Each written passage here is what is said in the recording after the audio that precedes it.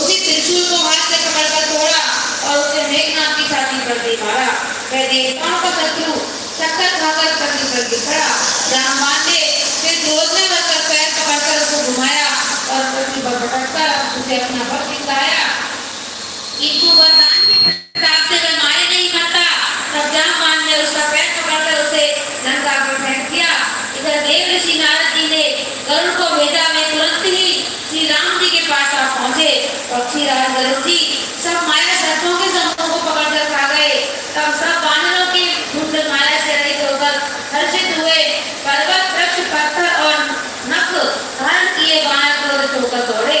निशाचर विशेष व्याकुल होकर भाग चले और भागकर किले पर चढ़ गए। मेघनाथ के पहुंचा जागी पितय बिलो लाज लागी सिया राम हरे राधे श्याम हरे बोलो राम हरे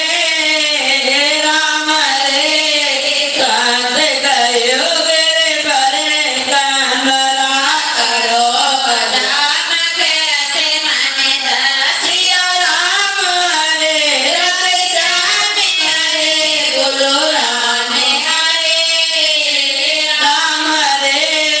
यहाँ विभीषण मंत्र बेचारा सुनो नाथ बल तुल उदारा सिया राम हरे राधे श्याम हरे बोलो राम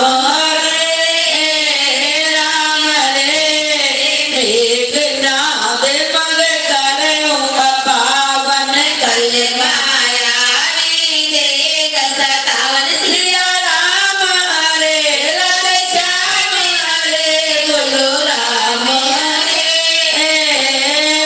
हरे जो प्रभु से होए सो पाए नाथ देव गुण जीतन जाए सिया राम हरे राधे श्याम हरे बोलो राम हरे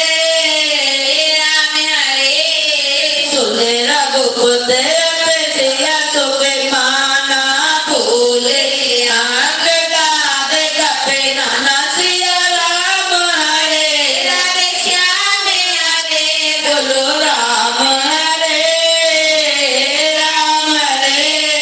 लक्ष्मण संग जाओ सब भाई करो सजाग करे जाई सिया राम हरे राधे श्याम हरे बोलो राम हरे